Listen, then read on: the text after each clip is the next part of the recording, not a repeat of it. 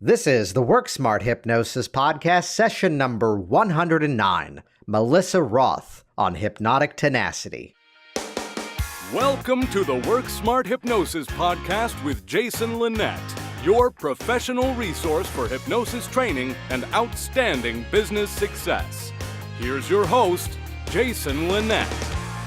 When you think about success in terms of running a hypnosis business, getting outstanding results, working with medical issues, and learning systems to really network with the medical profession, in the hypnosis profession, Melissa Roth is one of those names that just pops up over and over, time and time again.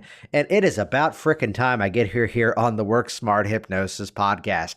Hey there, it's Jason Linett welcoming you to this session, and it's one that I've been planning to record for quite some time. We have rescheduled a couple of times along the way, and here we go, session number 109, About Time with Melissa Roth.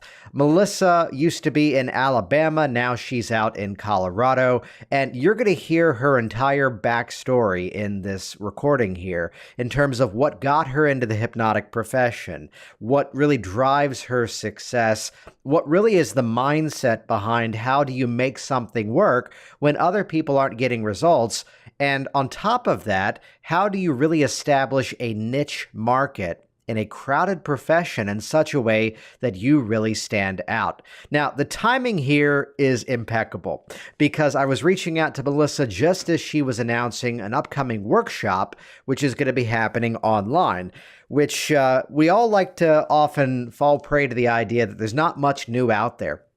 Well, Melissa's going to be speaking about something in her upcoming online workshop that I've not yet seen anyone really thoroughly address modernly in the hypnotic profession. You can get all the details about this upcoming workshop, her books, her products, her services by simply heading over to melissaroth.com. And the title of that upcoming workshop, if you're listening before May 20th, you can interact with it live. If you're listening afterwards, I believe she's going to make it available as a digital download after the fact, because it's titled Cannabis and Hypnosis: What You Need to Know. And if that doesn't grab your attention to listen to this outstanding podcast session, I don't know what will. So with that in mind, let's jump directly in. Head over to melissaroth.com. Though in the meantime, check out session number 109, Melissa Roth on Hypnotic Tenacity.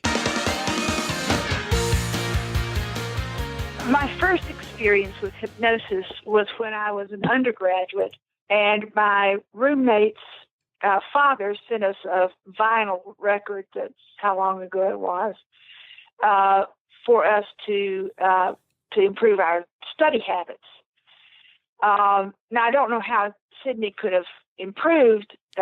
She graduated first in her class, but he thought this was something we needed. So one night I was sitting in the floor of our dorm room, rolling my hair on orange juice cans like we did in those days. And she said, "Do you mind if I play this record?" I went, "No, go ahead. I don't care." The next thing we knew, we were both picking ourselves up off the floor going, what just happened? She said, "Do you think it was that record?" And I went, "I don't know. Play it again. Let's see." And the same happened. And she immediately tossed it into a box in the closet and never played it again. Mm-hmm. But I got to graduate school, and I was in grad school on a fellowship, and I was 18th out of 20th in the class at the end of the first quarter. And I was sleeping 4 hours a night, whether I needed to or not. And I was studying around the clock the rest of the time.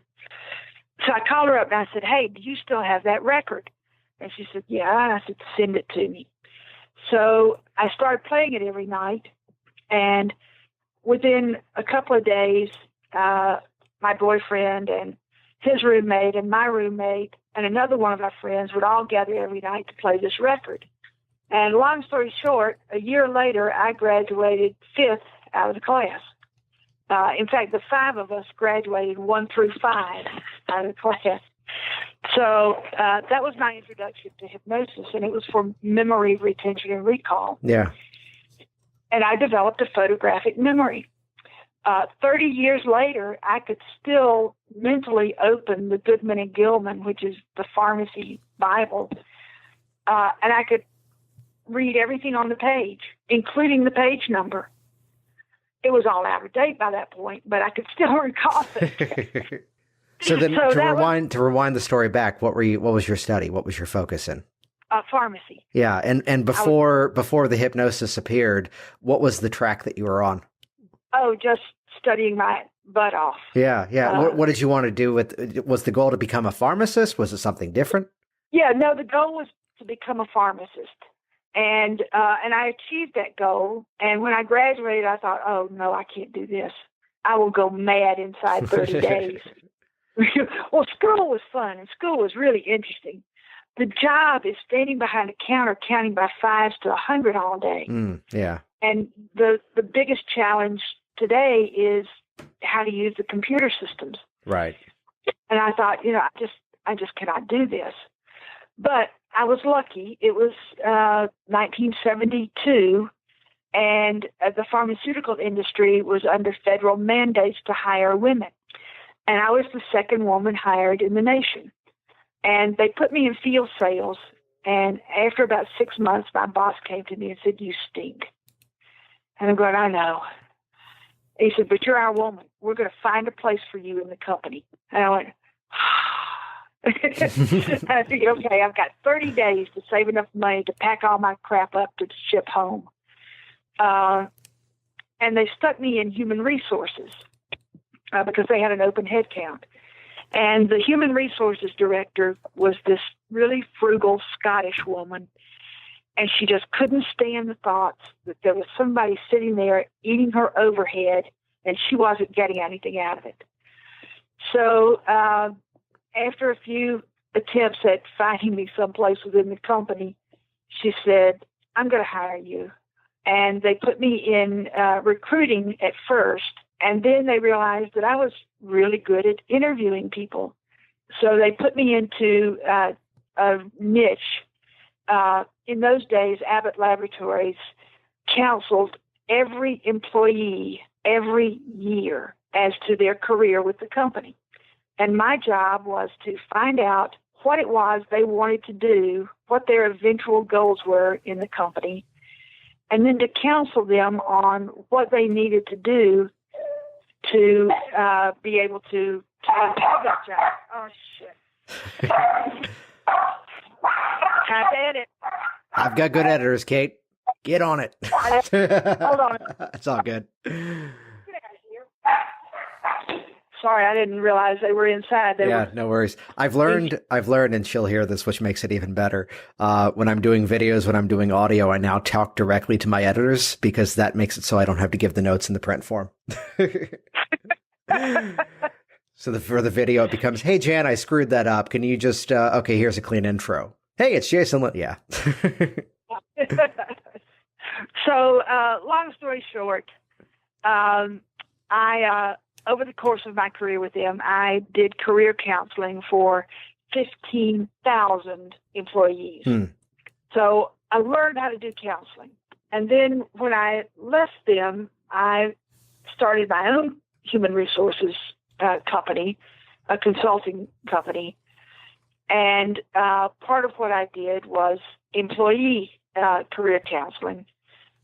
And then the majority, it morphed into using hypnosis for corporate goal setting, for goal achievement and attainment, corporate communications, stress reduction. Oh my God, stress reduction. So I after I did that for 8 or 10 years, I thought, gee, I really need to get certified in this. Somebody's going to sue me one day. So I went to hypnosis school and promptly sold my consulting firm and went into hypnosis full time. Yeah. I was totally smitten. I love it. I love it. So this element of you were using it, but then the intention of going, okay, let me now make this official. Yes. Yeah. And once I made it official and sold my consulting firm, I thought, I need clients. Mm-hmm. And I thought, I don't know how to get clients really. So of course school taught us to, and this was, 1995, the school taught us to run ads. And I did. I ran a big display ad in the local Sunday paper. I got 4 phone calls, 0 clients. Yeah. And I thought, well, I know how to work with physicians. I know that they are some of the most frustrated people on earth. I'll go talk to them about sending over their patients that they can't do anything with. Mm-hmm. And I did. And suddenly I was not only booked full time, but I had a waiting list anywhere from 3 to 6 weeks out. Nice. And what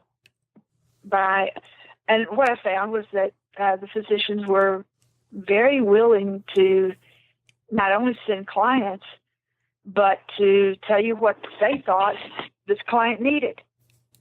So I started working really as a partner with lots and lots of physicians.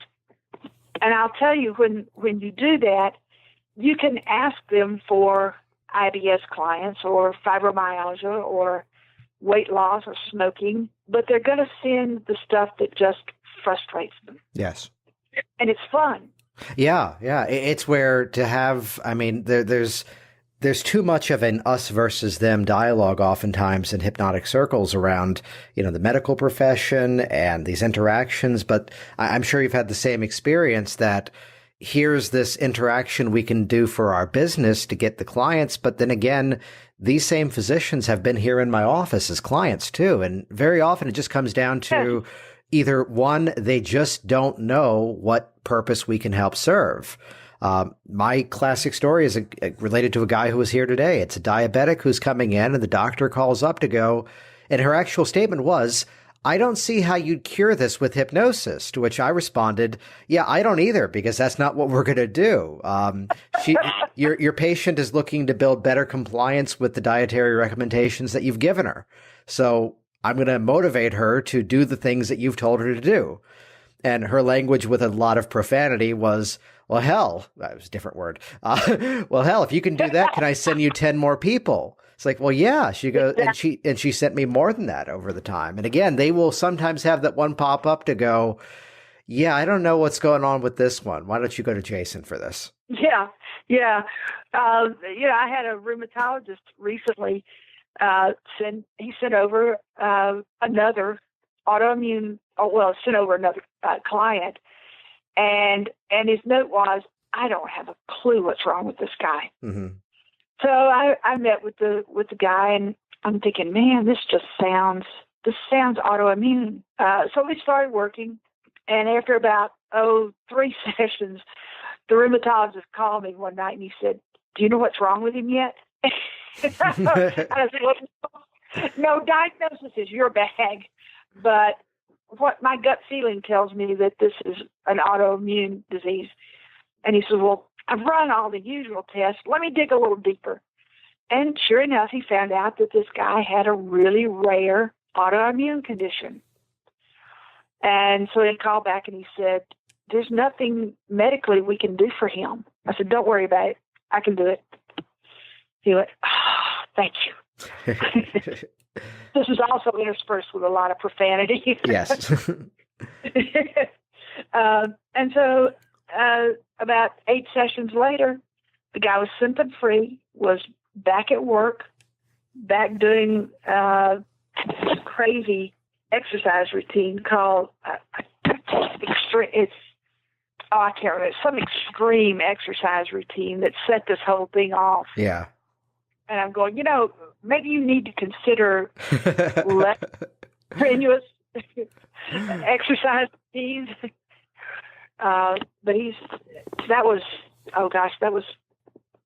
think that was 4 years ago. And he still checks in every once in a while, going, I'm still doing okay. So it becomes really gratifying when you can do that. Yeah, and it's where, I'm just curious here, was it a matter of going after the symptoms, going after some of the emotional stuff? What was kind of the route with that client? Both. Yeah.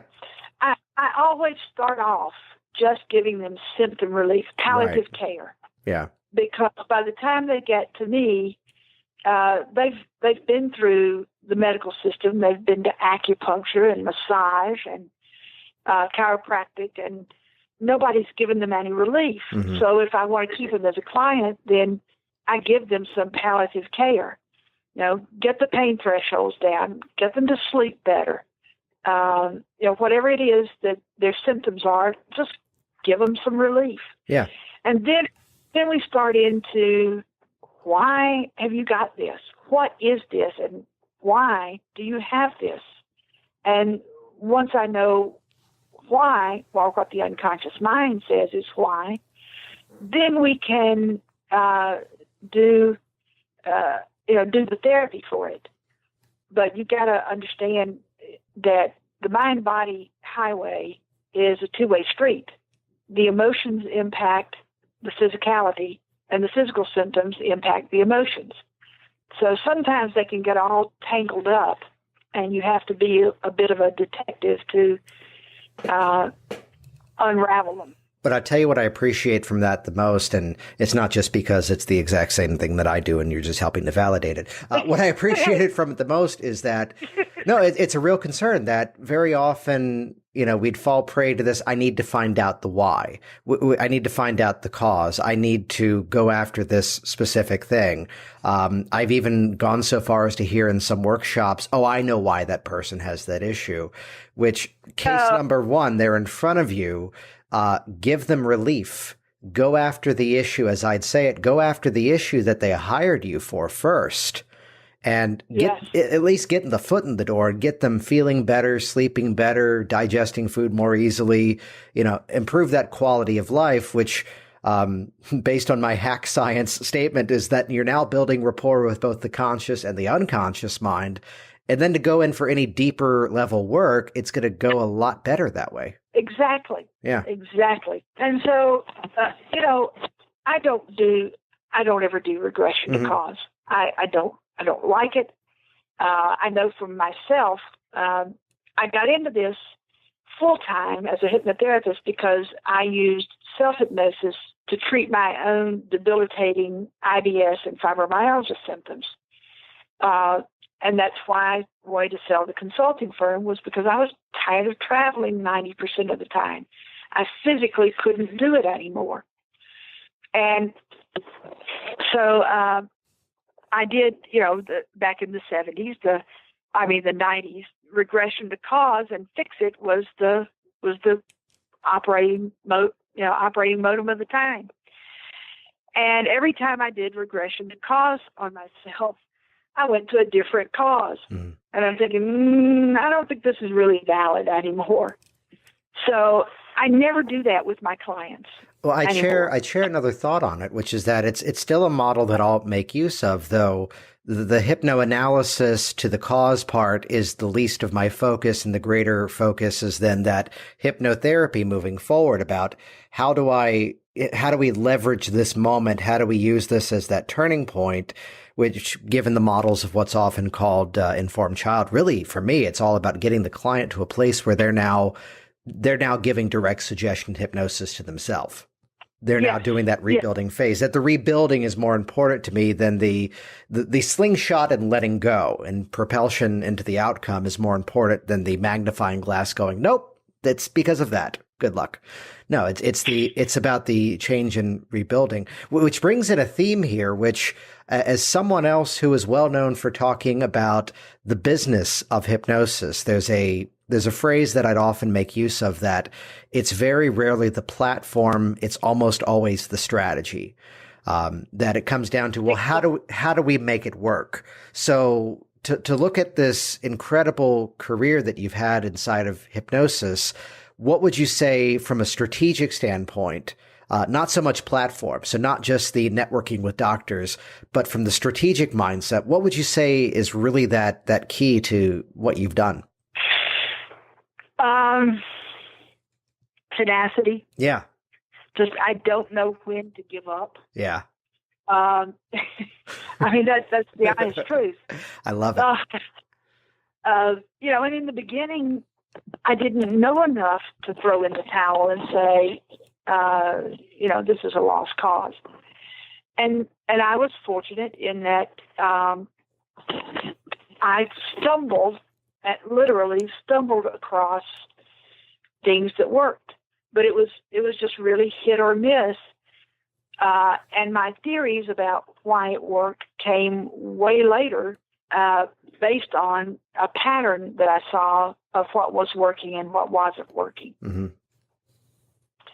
And once I saw the pattern, then I thought, well, okay, I understand why this is working now. And the thing that I really would like to emphasize is that with clients, most of the time, the unconscious mind has already dealt with whatever the trigger was, and it's moved on.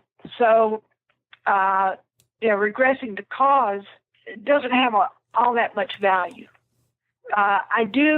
The closest that I come to regression is NLP parts reframe. Mm-hmm. And know that may or may not be the ISE, but I just say, get in touch with the part of you that first developed the lifestyle or the symptoms or whatever it is. And they go, okay. And they go right there. And then if you get that part, give it a different job, promote it. Yeah. Whatever reason it was that they developed this really isn't that valid anymore. So get that part to buy into taking a promotion, a new job. And the new job is to make them healthier. And it works. And what's great about that is it's that forward-moving momentum. I mean, back to the answer of tenacity, that the game of figuring out what works and what doesn't work, but still, I'd imagine, even when there's something that does work, there's the intention of going, how do I make that work even better next time, though? Oh, yes. Yeah. Anything, I had a student that emailed in a question earlier today saying, well, what do you do if it doesn't work? And I emailed her back and I said, it will work. I have done this therapy personally on over 2,000 clients, Mm-hmm. and it works. And if it doesn't work, then it's because it's not IBS, it's something else. Yeah. And you need to send them back to their doctor. And I said, if when I'm testing a therapy or even as simple as a single script for a client, unless I'm getting 80% or better success rate, nobody ever sees or hears about it. That one just gets trashed. And we look at it. I took a photography class one time. This was way back in when I lived in Athens, Georgia. And a time-life photographer had moved to Athens, licking his wounds after his divorce. And he was running a photography class at the little local trade school. And my neighbor and I decided we'd take it. And his big thing was, whatever shot you're going to take, before you take it, walk 3 steps to the right and look at it from that angle, and then go 3 steps to the left and look at it from that angle. And I used that as my basic approach with hypnotherapy as well. I want to look at it from multiple angles before I commit to one of them. And if I do that, then it becomes a lot more efficacious for the client. And most of the time, we get a lot better outcome. So if I'm not hitting at least 80% with something, you'll never know that I was even trying it.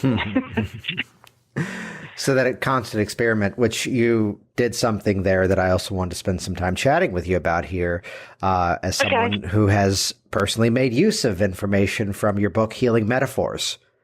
And I was curious if there's some sort of creative process that you've used in terms of crafting metaphors, if it's more stream of consciousness and inspiration hitting with preparation, or if you're on the lookout for them, or if you find them just by organic sources. What's kind of your process of using metaphors with clients? I think in metaphors. Mm-hmm. I never learned how to develop direct suggestions. Yeah. my basic instructor had been an instructor for Tony Robbins for 3 years prior to teaching hypnosis, and I was in his first class. And honestly, he really didn't know what he was doing. So we learned NLP, hypnosis, and Ericksonian as one modality called hypnosis.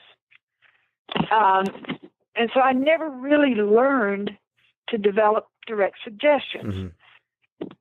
And I've never learned how to do it still. I just suck at it. I mean, that's the honest truth. I just think. But mostly they're organic. They come to me from, well, I'll give you an example. In that book, Healing Metaphors, there's a metaphor called inroads. And I developed it to heal this client's bone that wouldn't, it had been 6 months. He'd had a terrible motorcycle accident. He was racing motorcycles and just shattered his right leg. And everything healed. I mean, he had something like 15 screws in his leg. And all of them healed except for this one. And it had been 6 months, and they had used activators and everything else under the sun, and it just wasn't healing. And they told him, when you come back in 2 weeks, if there's no movement towards healing, then we're going to have to amputate your leg. So that's when he called me, and I thought, shit, I don't know what to do. But I had a few days notice, and I was sitting at the end of my driveway. I had this 7-minute window when I could leave my house and get to my office in 35 minutes. If I missed that window every morning, it would take me an hour and a half to get to my office. And I'm sitting there, and they're starting to resurface my road. And they've got me blocked in. And I'm sitting there fuming. Just, I'm going to miss that window. I'm going to be late. And then I thought, well, there's nothing you can do about this. You may as well enjoy the process. They're going to let you out of your driveway when they decide to let you out of your driveway. And so I was sitting there watching this whole process unfold in front of me. And I realized it was very much like how bones are made, are formed. You've got these osteoblasts that come along and eat up the old, worn-out bone, which is very much like that machine that was eating up the old, torn-up, potholed asphalt. And then they come back and they start laying down a new foundation, a new road foundation, and they use different size rocks and different materials to lay the foundation. And then the osteoclasts come through and they lay down. I may have gotten those two, osteoblast and osteoclast, reversed. Anyway, the other cells come in and they lay down a new surface on these bones, on the ends of your bones, where the other cells have eaten up the dead, malformed, not good surfaces. And so I utilized what I could have sat there and fumed for several minutes more, but I realized that there was an educational process and that it was very much like how bones are healed. So I went to my office and I started working around suggestions using this metaphor. So the inspiration comes organically, and then I take some time to craft exactly how it should flow. So it's mostly inspiration and then some work. Right. Yeah. It starts with the initial. I'd share a similar, let's call it frustration turning into a strength, that I never grasped the idea of sitting down and writing out a script. Instead, here's the book that I give in my trainings. Here's the handouts inside of Hypnotic Workers, and they're all transcripts. I talk pretty. I don't write so good. And it's more, but which turned into a strength though, because like some of the audio programs that I do, I will come up with three. I will actually either come up with or pull out 3 individual case studies of clients. And if the audio program is something that's going to be a little bit more widely distributed, it's sold as a product, I'm going to craft my suggestions in a way that could fit for all three of these people. And it's more so that creative mindset folding in the bullet points of what needs to be addressed, but rather than hemming and hawing over individual word choices, it comes back to, what is this like? What is this similar to? What's appropriate for this person? What would work for all three of these? And using that more creative mindset to get that in place. Yes, exactly. So and then of course, when I'm going through it, I personalize it to whoever's sitting in front of me and their needs. But, you come up with a good framework, and it's like building a house. You've got to have that basic infrastructure. You can't first. use a metaphor to teach metaphors. Wait a minute. Okay, go ahead. It's like building a house. I told you I think in metaphors. Exactly. I love it. But so once you've got a basic framework, then you can hang sheetrock, you can make all kinds of walls and a roof, and divide it into rooms, whatever you want to do. and that way you can personalize it for each individual client. I love it. I love it. So moving things over to some of the business, I was curious to ask, having worked with so many people to help build their hypnosis businesses, you mentioned your strength was the tenacity just to go in and make it work. It's where, on a similar note, my original strategy was going, okay, I'm going to do this. Let's see what happens. And signing a big scary lease and just making it work, as opposed to dipping the toes in, just jumping directly. There's those metaphors again, jumping directly into the pool and saying, I'm going to figure out how to swim. So what would you say? I could ask it two ways. One would be, what would you say is the biggest mistake that people make in launching their business? Or the more positive phrasing would be, what's the one thing you think people need to do more of? I think the biggest mistake that they make is that they don't realize they've graduated from school and now they've got to run a business. Yes. They go into hypnosis because they want to help people. Well, that's the same way that physicians are. They go into medicine because they want to help people. And then they come out and they go, oh, I've got to run this business. People are not just going to come knock on my door. No, they don't do that for anybody's business. Mm-hmm. I think the biggest mistake that they make is that they don't realize that you've got to build and run a business as well as doing therapy. And if you don't, I'm going to get on a bit of a soapbox here because I'm about to join you. My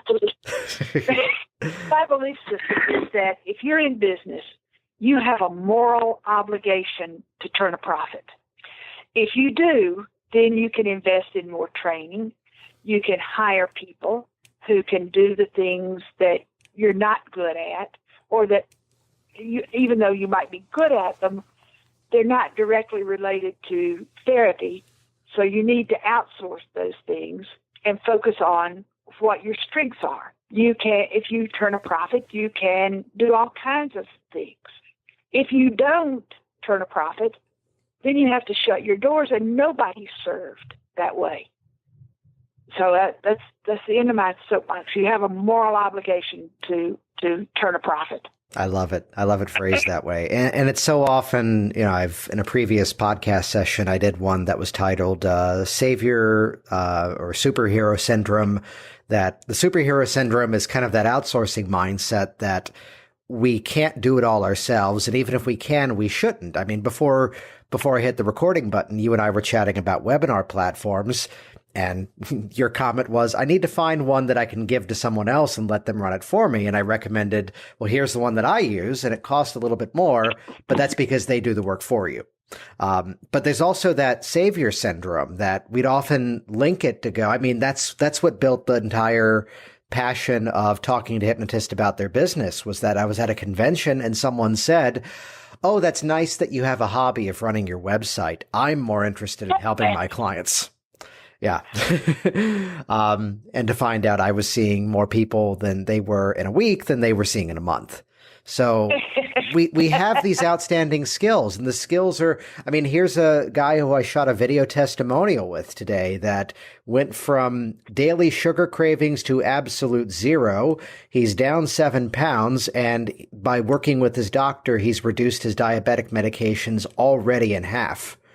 And here's this outstanding skill that we need more people out there doing that. We need more people out there getting that result. So it's where it's my moral responsibility. I agree with you. I'd add on the phrase that it's the moral responsibility to do everything that is ethically appropriate to get that client into the office too. Yes, I agree with you. We can placate, we can make someone feel a little bit better on a phone call, yet I know that if you're in my chair, if you have paid for this service and we really go for this thing, we're going to get on the other side of that. Yes.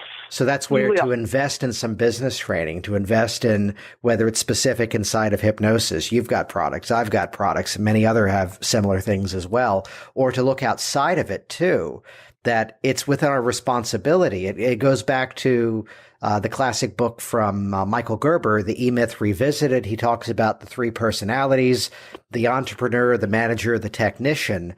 And just because we have that technical skill of doing hypnosis, that's not just enough to hang up the shingle and build the business. We've got to get out there and tell people that we're here and really build that as well. Exactly. You know, you can't hide. And I think a lot of young, not just young hypnotists, hypnotists of all experience levels, would really like to sit in their office and not get out and do marketing. They'd like to just run ads and have people show up. But it just doesn't work that way. At least not in my experience, it hasn't.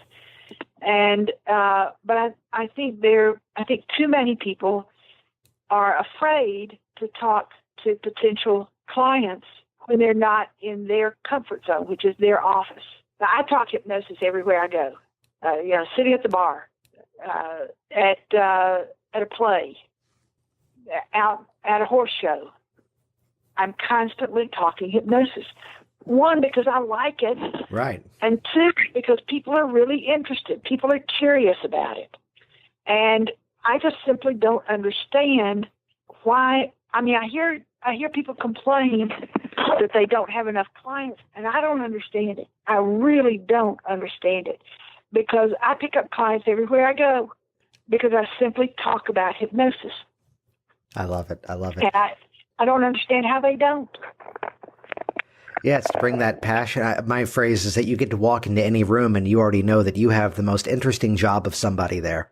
Yeah, you do. So you've done something interesting, which is that you were able to build, and I imagine part of it came about because of your own successes, the things that you've personally gone through, this mindset of building a niche in terms of a specialty, in terms of what you do the most of. Well, I only do medical hypnotherapy anymore. Mm-hmm. Yes. And that's because that's all I know anymore. Yeah. So it was. I mean, I knew a few other things in the beginning. I knew how to do weight loss and stop smoking. I haven't done those in 8 or 10 years, though, or maybe longer now. I haven't had time to do them because I've gotten the luxury of picking and choosing the things that I want to do. And I had done so many of those that I was bored with it. Yeah. So I'm sorry, what was your question again? You're on the right track here. I was just talking about choosing a niche, though I think it's more so that the niche chose you, it sounds like. The niche chose me, really and truly, because I knew the frustrations. I mean, my ex-husband is a physician, and I knew the frustrations that he had and all of our friends had with their businesses, which was the business of medicine. So it was easy for me to talk to them. I didn't have the same mindset of, oh, these are superheroes and I need to be respectful. It was, okay, this is their job. I have a job. This is their job. and I can help them out. And so when I approached them that way of here's what I can do to help you and make your life better instead of what can you do for me, then it worked. Mm-hmm. And it worked so well that I just didn't have time to see anybody else. Yeah. They were sending over, and they still are sending over so many people. I went to talk to this one particular gastroenterologist a couple of weeks ago, and I said, Jim, I'm trying to retire from seeing private clients, and you need to stop sending these folks. And he listened to, I went on this justification soapbox for 2 or 3 minutes, and he listened, and he was polite, and then he looked me in the eyes and he said, hire somebody. Mm-hmm. And he turned on his heels and walked away. I went, oh, okay. And then the very next day, I got 2 more referrals from him. Yeah. So the niche kind of chose me. So I'm curious to ask. There's a workshop that you've got coming up in a bit. It's you're already laughing, and I love it. Which I'll just let you take the lead on this one to chat a little bit about the history. Well, let me ask you this. I would say, let me see if I can pull up the exact reference here, and it might have to be digging into my my Facebook archives for the private group with hypnotic workers. And it may take me too long to pull it up, but a student of mine who I'm about to have on this program too, actually, I think I've got it here. John Hall is this incredible historian of all things hypnosis. And here it is. Nope, that's not it. And we'll find it later and put it in the show notes. But basically, nope, found it. Hypnotism, Its History, Practice, and Theory by Jay Bramwell, an insight from 1906, which was all about the use of, is this the one he was finding? The use of different drugs to supplement the hypnotic process, which you have this upcoming workshop all about, and to get the title right, Cannabis and Hypnosis, What You Need to Know. Right.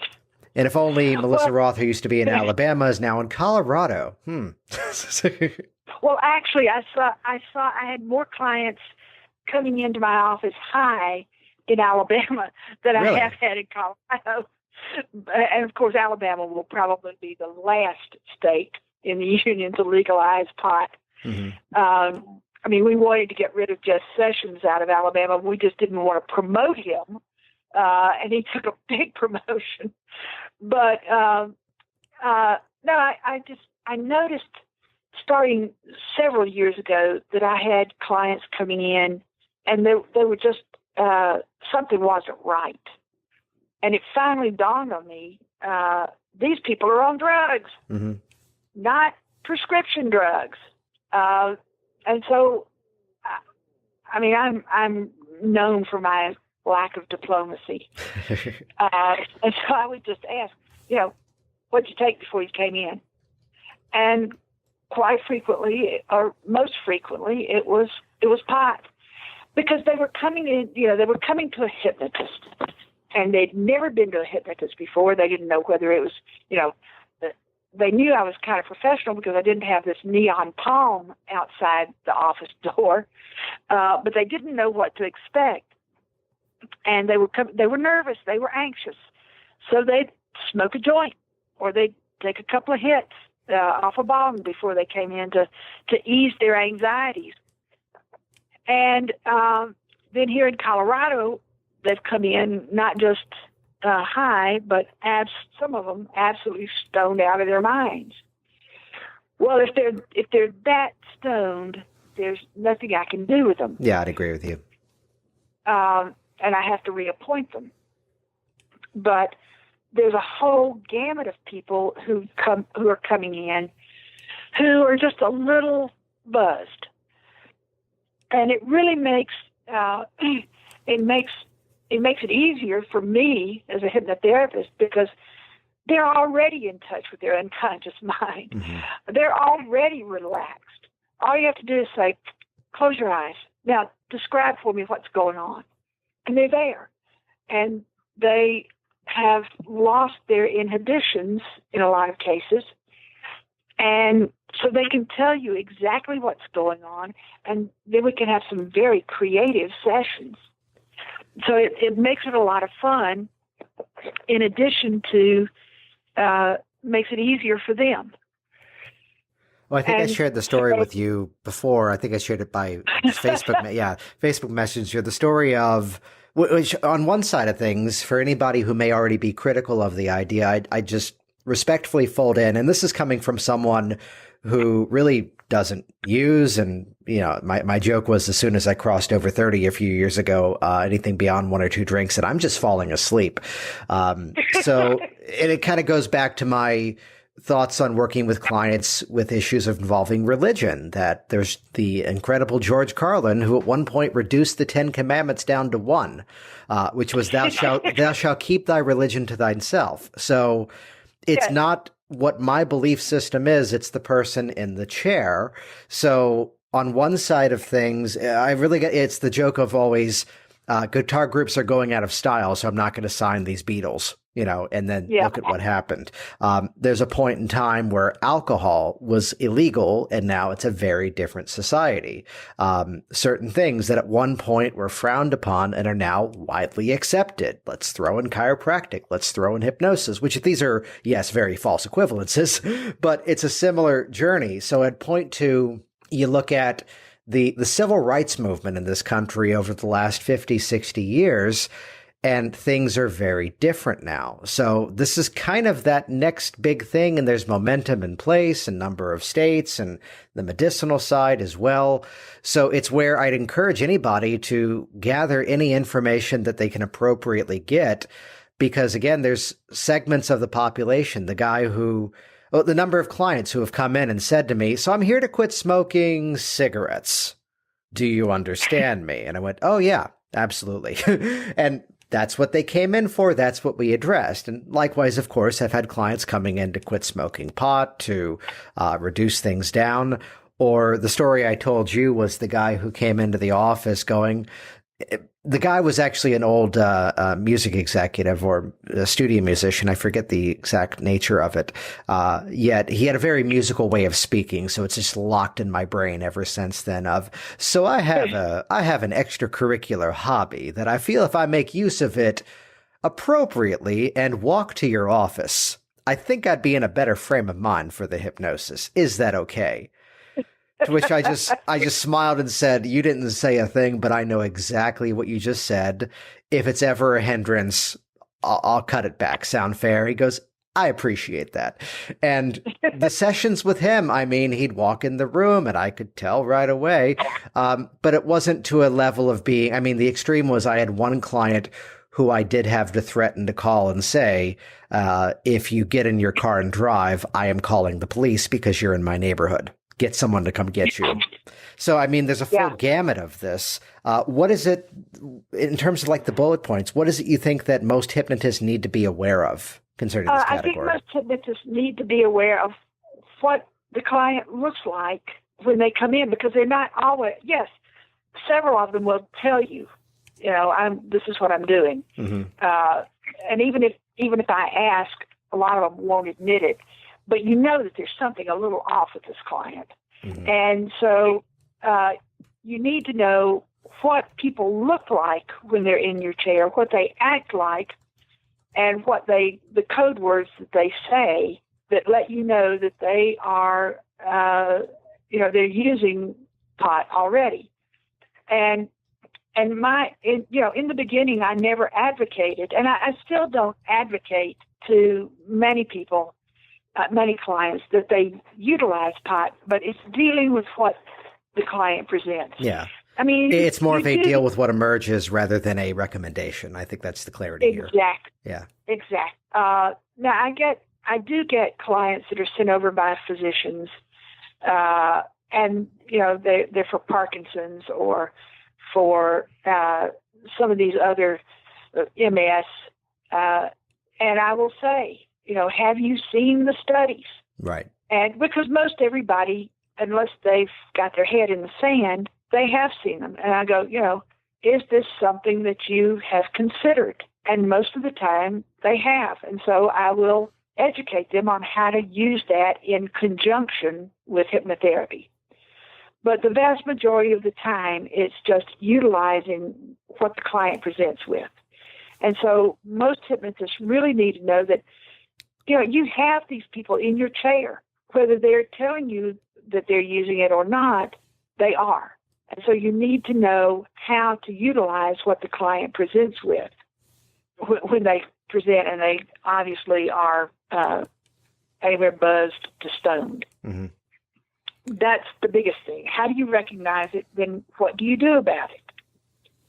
And what you do about it is basically your own comfort level. You don't have to work with it, but you can.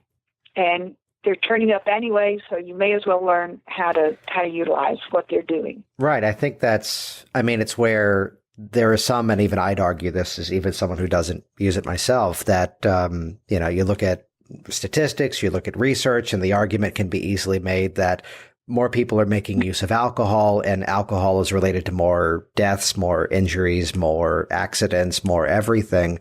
And again, just to gather the information about what is it that we should be aware of. What I loved inside of the insight that you just shared was even the moment of, there's a difference between the hypnotist saying, you should do this, versus the perhaps you should look into that. I am so insanely risk averse inside of my process with clients that I won't even go so far as to mention specific foods working with a weight loss client unless they've brought up that specific food. Otherwise, I'm in my head going allergies, choking hazard, all this. Even so far as there's a well-known weight loss protocol that has some guidelines inside of it, that one of which is take a multivitamin. And I'm in my head going, okay, I can flash back to being about 20 years old and taking a one a day on an empty stomach, and I was throwing up on the side of the road because they tell you don't take that on an empty stomach. And nowadays, my vitamins live here at the office, and I eat them with my lunch. So I don't even bring that up. But it's that place of, if there is a resource that is appropriate for the client, I'm not above sending, here's some research on this to look into. And sometimes we have that resource. If we don't have that resource, my language is often, I don't have a resource for you, though. When you find something that helps you, please let me know so I can share it with other people in the future. So I'm at least hinting, I'm at least future pacing that something is going to help. Though, again, where if they're mentioning, here's how I'm eating, and I'm going, okay, that sounds exactly like this diet. Here's a link to the book, as opposed to here's the guidelines, let's reinforce it, which kind of falls into a similar line here of going, well, here's the research, here's what you could look into, and you can now seek out the appropriate steps. Exactly. And that's my approach. That's what I'd like to get across to other hypnotists is, your clients are using this substance. It's not up to you to pass judgment and say, you should do this, you should do that, you shouldn't do this. You just got to utilize what they're doing and, in many cases, educate them, but so that they can do what they're doing more appropriately. And they're, in my opinion, cannabis is not the be-all, end-all, heal-all. It's got upsides, it's got downsides. Unfortunately, because of the prohibition that we've been on since 1937, we don't know what those downsides are yet. We've got to remove some of these obstacles so we can do research and we can know for sure what it's good for and when it shouldn't be used, just like anything else. But I would far rather have somebody who was a little high on pot in my chair than somebody who'd had 2 or 3 drinks before they came in. Mm-hmm. Alcohol is, I drink occasionally. I'm not going to tell anybody, not to unless they've got a problem with it.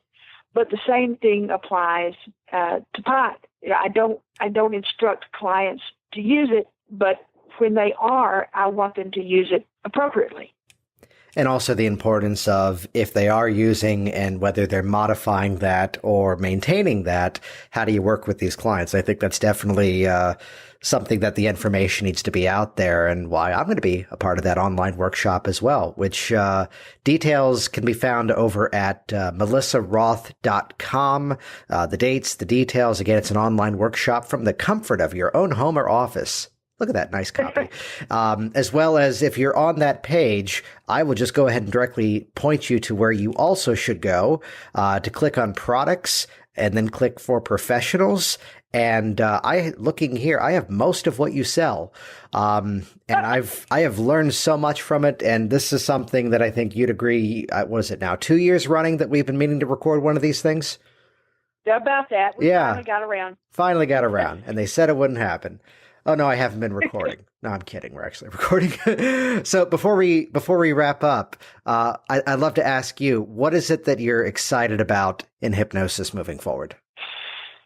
Oh, geez, just the potential for new applications, new therapies, new markets. I mean, I'm a hypno geek. You know, I like those things.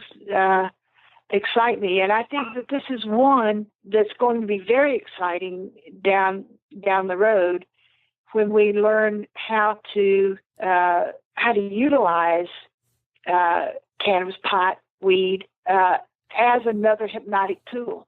I'm really excited about that because I think that's one of the things that's going to happen in the not very distant future. Within a couple of years, the way things are going. And I mean, we already use other tools. We use diet. We use, we utilize whatever drugs they're taking. And this is just another one. But it's one that, with my niche in medical applications, has a huge potential. And I'm interested in and actually designing now some research projects where we're actually combining pot use with hypnosis to see if we can get the client cancer-free rapidly or to help their symptoms. And I don't want to say too much about that because it's really just in the design stages at this point. Well, I think it kind of goes back to the statement earlier about tenacity that, you know, far too often we fall prey either in business or even working with clients of going, well, that didn't work. And the better question of going, well, how do I make that work better?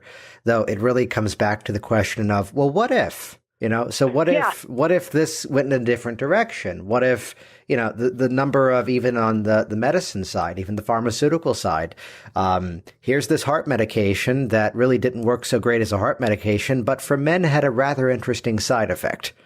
And suddenly the story of Viagra where they pivoted and went, oh no, let's make it this. And they modified the recipe, as it were, to make it more appropriate for that one side effect, where what if this does this? Well, what if I do this technique in a different way? What if I use this method in a way that most people aren't thinking of it? And suddenly we hit on something that becomes massively effective, which kind of goes back to bringing all full circle to that ethical responsibility to run that business to be successful, but also to continue that growth of going, what else is possible here? Yeah, exactly. And I'm really excited about that because I think that there's a lot of possibilities. And I want to know, it's a new toy. I want to play with it. Jason Linett here, and as always, thank you so much for interacting with this program. Head over to melissaroth.com to get the details of her upcoming online workshop, her outstanding products as well. And as we're talking about hypnotic business, well, head over to hypnoticbusinesssystems.com. That's where you get the entire digital access to my hypnosis business training library. It's not just lectures, it's strategies, it's actual done for you marketing marketing tutorials. It's step-by-step instruction that makes it just as if you're sitting with me here at my office and I'm showing you exactly how I built my six-figure hypnosis business. So simply head over to hypnoticbusinesssystems.com and get instant digital access to that program for just $47. hypnoticbusinesssystems.com. Thanks for listening to the Work Smart Hypnosis podcast at WorkSmartHypnosis.com. Hey, it's Jason here, and I want you to be the first to find out as we upload new content here online. So do this right now. Click subscribe right next to this video, and you will be the first to find out as I share further resources, further downloads, and other really cool things to come your way. See you soon.